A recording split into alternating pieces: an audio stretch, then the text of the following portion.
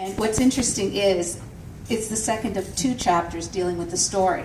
The first was just based largely on newspaper accounts, and the newspapers of the day did get a few points wrong, like Fong Yong was not deported.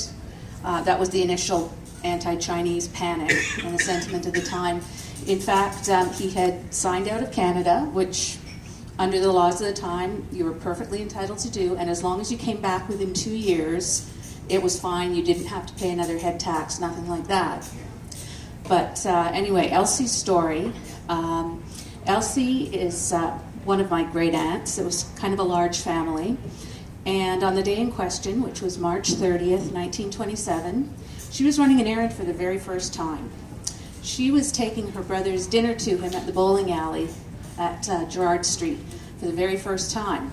And as she's going up Elizabeth Street, she runs into a commotion. She didn't know it, but a little bit earlier, a man named Fong Yong, who had a long history of mental illness, and you can just imagine the kind of life this man would have had back then, because there were no treatments, it was just barbaric.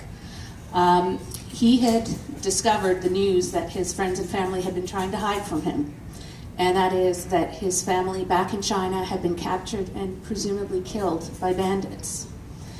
Now, not only would this have hit him really hard in itself, but several years earlier, he had actually sent something like $500 over as a ransom to the bandits. And ever since then, he never had any money. So it's obvious that he got the money from loan sharks. And then now, a few years later, to find out his family is gone. It just pushed him over the edge, and the voice in his head said, get a big knife and start killing people. But don't go after the big ones, just go after the little ones, because you yourself are little. So he went into a butcher shop on Elizabeth Street, got a big knife, slashed at a man in the doorway, and the man was wearing a heavy coat, so he was injured, but okay, and continued up the street. And he slashed at someone else, and then he encountered little Elsie. The paper said she was 11. My friend Monica and I visited the grave, probably the first time in decades, because we had to dig it out. It was a flat stone. She was actually only 10 and a quarter. So plunged the knife into her. It went straight through her. Part of it came out of her front. It punctured a lung, punctured her liver, and for good measure, he kicked her in the face twice as she fell. And he continued up the street, wounded a couple more people. Somebody ran to get Police Constable Charles Whitford on his horse Mayflower. They were directing traffic at Queen and Bay, and he went up there, pursued the fellow. Some bystanders got involved. A couple of bystanders picked Elsie up, carried her over and laid her on the lawn of the registry office, which was at the northwest corner of Elizabeth and Albert Streets. And they flagged down a passing car, put her in the car and said, take her up to the hospital, but before they got there, she was dead. D.C. Whitford and some bystanders did apprehend Fong Yong, but it was a bit of a struggle. They caught him, and when little Elsie didn't come home, the police were left with this body in the morgue on Lombard Street, which is now a women's shelter. The building's still there. Who is this little girl? They're wondering, who is this little girl? So the police at the time did what police do. They went into the neighborhood, and they just started asking kids who looked about Elsie's age, any of your friends have a little girl that didn't come home tonight? And one little girl said, oh yes, little Elsie Moshevsky didn't come home. So the police went to the house. They took great-grandfather to the morgue, and when he got there, the people at the morgue realized there is no way this poor man can handle seeing this body of his daughter. So they just brought out some of her clothes, and he identified her that way. It gets worse.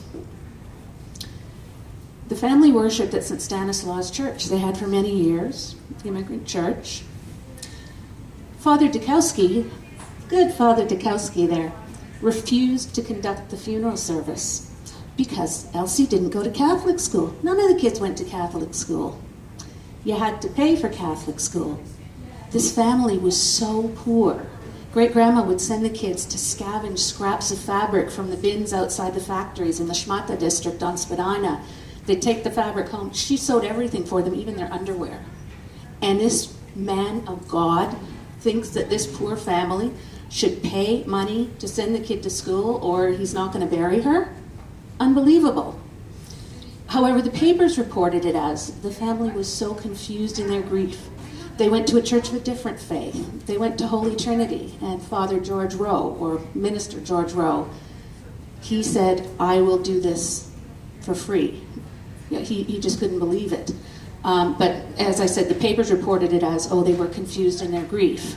I strongly believe that Father Rowe just gave the papers that story because he didn't want to start a war of words in the different religious, the different churches and stuff in the community. So Minister Rowe conducted the service in the family's home, in the parlor. And it's interesting to read the newspaper reports. Talk about racism in the reporting of the time. The papers kept referring to her as the little Polish girl. In reports of the inquest afterwards, it's carefully noted that, all the children in that family speak excellent English. The parents need an interpreter, though. Well, of course the kids are going to speak excellent English. They're all born and raised in Canada. They go to school at Ogden School, which is right near Queen and Spadina. Of course they're going to speak good English. And this family could not keep out of the news.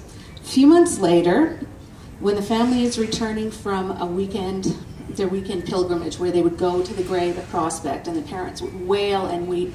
It caused severe mental problems for all the kids, including ones who were just really tiny at the time and didn't remember it. So they're coming back from this, and they get to Queen and Cameron Street. And there's a big commotion on Cameron Street. Great-grandfather says, oh my God, something's happened to Medvitz. Medvitz was his best friend from the old country, came from the same village. They came over to Canada together. Yes, something had happened to Medvitz. Mrs. Medvitz and he had a boarder and some kind of love triangle or money or something like that, but this boarder wasn't happy and he took out a gun, tried to shoot Mrs. Medvitz, but the bullet bounced off the bust of her corset, steel bust, so she was fine.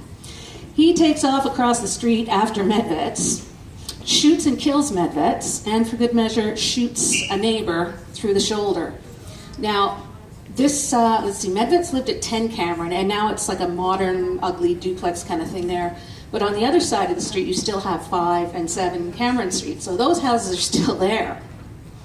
And the newspaper account of that actually said, well, you will remember some months ago, little Elsie McShexky was killed, and so this family just could not keep out of the news.